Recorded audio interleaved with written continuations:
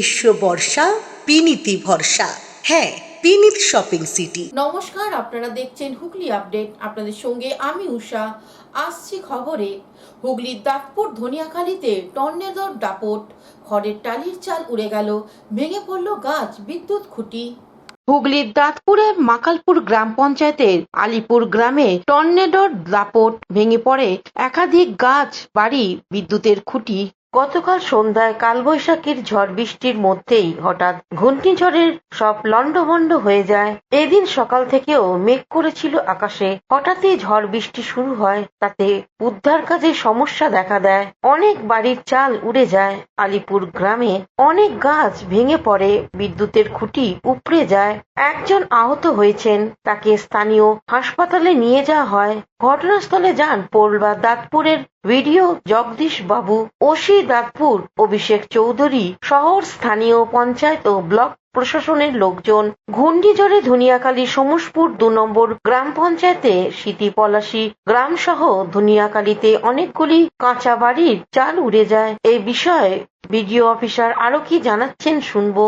হঠাৎ ঝড়ে এই বর্ষাড়া গ্রামে আমাদের মাকালপুর অঞ্চলে পূর্বদাতপুর ব্লকের অধীন এবং ধনিয়াখালী বিধানসভা, সেখানে হঠাৎ আজকে আমি রাত্রে ভোরবেলা খবর পেলাম যেখানে প্রচণ্ড তাণ্ডব হয়েছে ঝড়ে। একটা ঝড় ঘূর্ণিঝড়ের মতো ঠিক এই এলাকাটা দিয়ে বেরিয়ে গেছে ঝড়টা। দেখলাম যে প্রচুর গাছপালা ভেঙে গেছে, অনেক পুরাতন গাছপালা ভেঙে গেছে। এখানে প্রায় ১৮ থেকে ২০টা হয়তো ইলেকট্রিক পোল পুরো ভেঙে গেছে এবং তারপর তৎপর হয়ে গেছে। ইলেকট্রিক অফিসের তৎপরতায় এখানে সাধারণ মানুষের সহযোগিতা এখানে কাজগুলো চলছে। ইতিমধ্যে এখানে এসে উপস্থিত হয়েছেন পূর্বদাতপুর ব্লকের বিডিও সাহেব এবং দাঁতপুর থানার ওসি থেকে শুরু করে প্রধান থেকে শুরু করে এবং এখানে আমাদের হুগলি থেকে পালুপালের সঙ্গে চন্দনন দত্তের রিপোর্ট, হুগলি আপডেট। হুগলির সাংসদ রচনা বন্দ্যোপাধ্যায় তার সাংসদ এলাকার স্বাস্থ্য ব্যবস্থাকে ভালো করবেন আগেই বলেছিলেন। এর আগে জেলা হাসপাতাল সহ বিভিন্ন গ্রামীণ হাসপাতাল ঘুরে পরিকাঠামোর উন্নত করার কথা বলেছেন। এবার স্বাস্থ্য পরীক্ষার শিবির শুরু করলেন। ধনিয়াখালীতে চক্ষু পরীক্ষার শিবির হয়, সেখানে গ্রামের মানুষের চোখ পরীক্ষা থেকে ছানি অপারেশনের জন্য প্রয়োজনীয় ব্যবস্থার কথা বলেন। পাশাপাশি তার সাংসদ এলাকার 7টি বিধানসভা এলাকাতে কৃত্রিম হাত দেওয়ার ব্যবস্থা করবেন বলেও জানান। অর্থাৎ যাদের হাত নেই তাদের কৃত্রিম হাত দেয়া হবে। অন্যদিকে হুগলির সাংসদ রচনা বন্দ্যোপাধ্যায় দিলীপ ঘোষকে জন্মদিন ও বিয়ের শুভেচ্ছা জানিয়ে আরো কি জানাচ্ছেন শুনবো। হ্যাঁ, দেখো, আমি সাংসদ হওয়ার পরে এটা আমার একটা যেটা বলতে পারো একটা ভালো কাজের সাথে শুরু করলাম। আমি প্রায় 1 বছর হতে চললো। এখন সেটাই দেখলে ভাবলে মনে হয় যে আগের বছর ঠিক এই সময় আমাদের প্রচার চলছিল, দিন রাত প্রচারে ব্যস্ত থাকতাম। প্রায় 1টা বছর হয়ে গেল। তো আমি সবসময় চেয়েছিলাম যে স্বাস্থ্য নিয়ে একটুখানি বেশি সজাগ থাকবো এবং সেই অনুযায়ী কাজ করব। তো সেটা নিয়ে আমি সবসময় তোমাদের ইন্টারভিউতে বলেছিলাম যে আমি স্বাস্থ্য নিয়ে এগোতে চাই এবং মহিলাদের পাশে ডেফিনেটলি থাকতে চাই। আমি ওনাকে শুভেচ্ছা বার্তা পাঠিয়েছি। আনন্দে থাকুন, ভালো থাকুন। দিলীপদাকে অনেক শুভেচ্ছা অভিনন্দন। হুগলি থেকে পালুপালের সঙ্গে চন্দনন দত্তের রিপোর্ট, হুগলি আপডেট। হুগলির বারুইপাড়ায় মিড ডে মিলে কর্মীদের পঞ্চায়েতের বিক্ষোভ।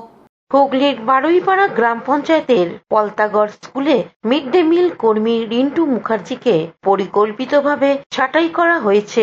এরই প্রতিবাদে গতকাল সিটুর পক্ষ থেকে সিঙ্গুর বিডিও অফিসে ডেপুটেশন জমা দেওয়া হলো। যদিও এর আগেও বিডিওকে ডেপুটেশন জমা দিয়েও কোনো রকম সুরাহা না মেলায় পুনরায় গতকাল সিঙ্গুর বিডিও অফিসে তারা ডেপুটেশন জমা দেন। সিটুর এই ডেপুটেশন কর্মসূচিতে সিআইটিইউর পক্ষ থেকে উপস্থিত ছিলেন কৃষ্ণ অধিকারী, সৌগত কর, সুজাতা বিশ্বাস, গণতান্ত্রিক আন্দোলনের পক্ষে অভিজিৎ সাঁতরা প্রমুখ। এ বিষয়ে আরো কি বলছেন শুনে নেব। আমাদের এখানে যিনি একজন কর্মী আছেন, মিড ডে মিল কর্মী আর কি, দীর্ঘ 21 বছর যাবৎ তিনি কাজ করছেন মিড ডে মিল কর্মী হিসাবে।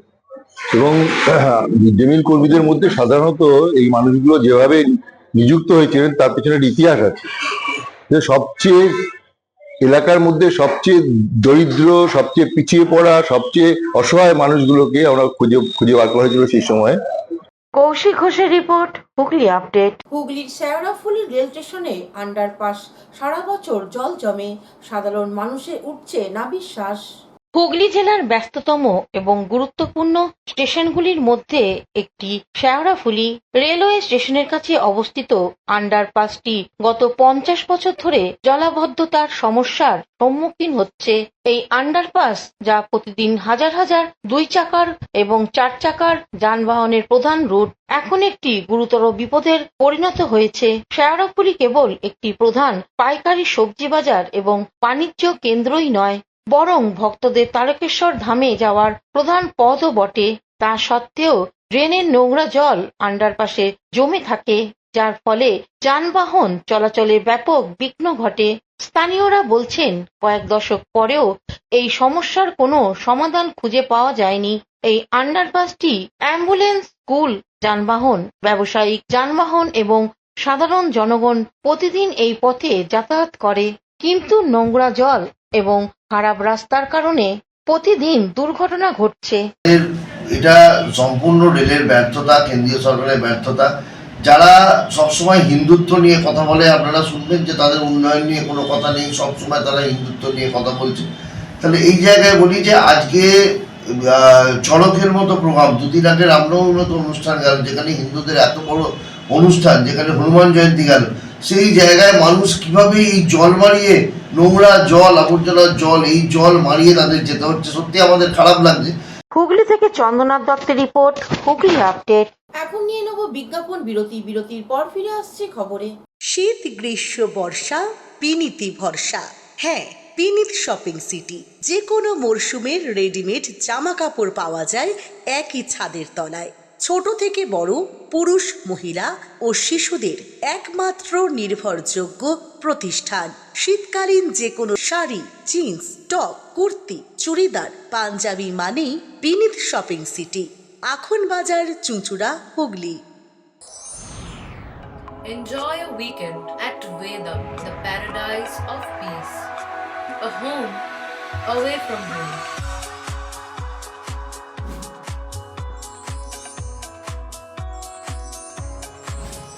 See yourself resonating with the nature. Vedam welcomes you to create your best memories. Amala nursing home. Potshati, your ultimate destination for weekend leisure. Marriage, conference, shooting, and get together all are in one roof. Yes, think about Potshati, Hugli. বিরতির পর ফিরে এলাম খবরে। হুগলির জাঙ্গিপাড়া থানার police হারিয়ে যাওয়া mobile ও জালিয়াতি হওয়া টাকা ফেরত দিলেন সাধারণ মানুষকে। হুগলির জাঙ্গিপাড়া থানার সাইবার হেল্প ডেস্ক পুলিশ হারানো মোবাইল প্রাপ্তি ও জালিয়াতি হওয়া টাকা ক্ষতিগ্রস্তদের হাতে তুলে দিলেন। এই হারানো মোবাইল ও খোয়া যাওয়া টাকা প্রাপ্তি প্রদান অনুষ্ঠানে উপস্থিত ছিলেন এসডিপিও চণ্ডীতলার তমাল সরকার, সিআই চণ্ডীতলার সন্দীপ গাঙ্গুলি, ওসি জাঙ্গিপাড়া অনিল রাজ সহ থানার অন্যান্য পুলিশ কর্মীগণ। খোয়া যাওয়া 40টি বহুমূল্য মোবাইল ফোন হারিয়ে যাওয়া ব্যক্তিদের হাতে তুলে দেওয়া হয়। এছাড়াও সাইবার ফ্রড হয়ে যাওয়া সুভাষিস ঘোষের 37,800 টাকা ও দীপ ব্যানার্জির 32,335 টাকা সম্পূর্ণরূপে উদ্ধার করে তাদের অ্যাকাউন্টে ফেরত করে দেয়া হলো। এসপি হুগলি গ্রামীণ পুলিশ কামানাশী সেনের তত্ত্বাবধানে জাঙ্গিপাড়া থানার এটি এক অন্য নজির সৃষ্টি হলো। ফেরতের পর ক্ষতিগ্রস্তদের চোখে মুখে হাসি ফিরে আসে। এই বিষয়ে পুলিশ কর্তা ও হারানো ফোন প্রাপ্তির মালিকরা কি জানাচ্ছেন শুনবো। আমি জিডিটা করেছিলাম, তো 2 বছর বাদ প্রায় আমার ফোনটাকে আমি পেয়েছি। আমি খুব খুশি এবং আমি ধন্যবাদ জানাতে চাই এই জাঙ্গিপাড়া থানাকে, এবং আমি ধন্যবাদ জানাতে চাই আমাদের পুরো হুগলি ডিস্ট্রিক্টের স্পর্শ। মোবাইলে অনেক কিছু থাকে, মোবাইল একটা আবেগের ব্যাপার, বুঝতেই পারছেন, এবং তার পাশাপাশি হচ্ছে কাজের তো বটেই। আমি এই বছরেরই 20 জানুয়ারি 2025 এবছরই আমার মোবাইলটা হারিয়ে গিয়েছিল। তা আজকে আমি হিসাব করছিলাম কদিন পর মোবাইলটি পেলাম। সম্পূর্ণ 2 মাস 28 দিন পর, আমি মানে গড়ে 3 মাস পর আমি মোবাইলটি পেলাম। আজ এখান থেকে আমরা 40টা মোবাইল ফিরিয়ে দিচ্ছি। প্রত্যেকটাই কি জাঙ্গিপাড়া থানার আন্ডারে? না, প্রতিটা জাঙ্গিপাড়া থানার আন্ডারে না, মানে এদের হারিয়েছে সবগুলো জাঙ্গিপাড়া থানার আন্ডারে, কিন্তু এদের বাসিন্দা বিভিন্ন জায়গায়। আচ্ছা, শুধু কি মোবাইল নাকি অন্য কিছু? না, আজকে 40টা মোবাইলের পাশাপাশি এখান থেকে সাইবার ফ্রড হয়ে যাওয়া দুজন ব্যক্তির, একজনের নাম শুভাশিস ঘোষ এবং আরেকজনের নাম দীপ ব্যানার্জি, এদের যথাক্রমে 37,800 টাকা এবং 32,335 টাকা এদের সাইবার ফ্রড হয়ে যাওয়া মানি, যেটা পুরোটাই আমরা তাদেরকে আজকে ফিরিয়ে দেওয়া হচ্ছে চেকের মাধ্যমে। এগুলো হুগলি থেকে আশিস কুমার ঘোষের report, Hooghly update. Mankundu little magazine মেলা সমাপ্ত হলো উৎসাহর মধ্য দিয়ে। মানকুণ্ডু লিটল ম্যাগাজিন মেলা মানকুণ্ডু স্পোর্টিং ক্লাবে দুদিনের এই মেলা বিকেল 4টে হতে রাত 9টা পর্যন্ত চলবে। লিটল ম্যাগাজিন সামাজিক দায়বদ্ধতাকে অস্বীকার না করে মানুষের প্রতিনিয়ত সংগ্রামের প্রতি শ্রদ্ধাশীল এবং সুস্থ সংস্কৃতির আনন্দে সৃষ্টিশীল এই ধারাকে প্রবাহিত করতেই এই মেলার আয়োজন। আরো বেশি করে যুব সমাজ লিটল ম্যাগাজিনের প্রতি আকর্ষণ বাড়াতেই এই মেলা। ৫ম বার্ষিক এই মেলায় 40টি লিটল ম্যাগাজিন স্টল অংশ নেয়। আলোচনা সভা, কবিতা পাঠ, অনুগল্প পাঠ ছিল মেলায় মূল অঙ্গ। মানকুণ্ডু সাধারণ পাঠাগার এই মেলার উদ্যোক্তা। এবারের মেলায় বিশেষ আকর্ষণ ছিল দেয়াল পত্রিকার প্রতিযোগিতা। আর এই প্রতিযোগিতার শুধুমাত্র উচ্চ বিদ্যালয়গুলি অংশ নেয়। উপস্থিত ছিলেন সাংবাদিক দেবাশিস মুখোপাধ্যায়, সঞ্জয় কর্মকার, বিশ্বনাথ পাল সহ বিশিষ্টজনেরা। মানকুণ্ডু স্পোর্টিং ক্লাবের অঙ্গনে মানকুণ্ডু লিটল ম্যাগাজিন মেলার শুরু হলো আজ এবং কাল।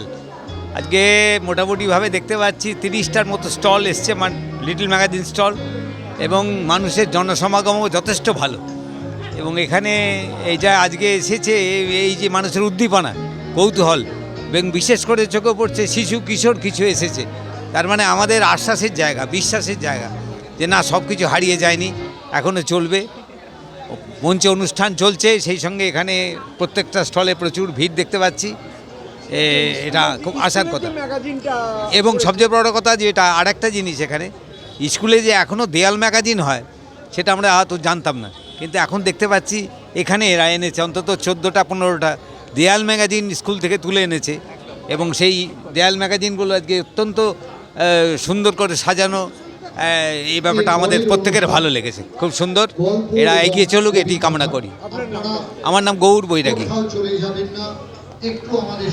শ্যামল সিনহার রিপোর্ট, হুগলি আপডেট। এখনকার মতন খবর এই পর্যন্তই। প্রতিদিন দেখুন হুগলি আপডেট। নমস্কার।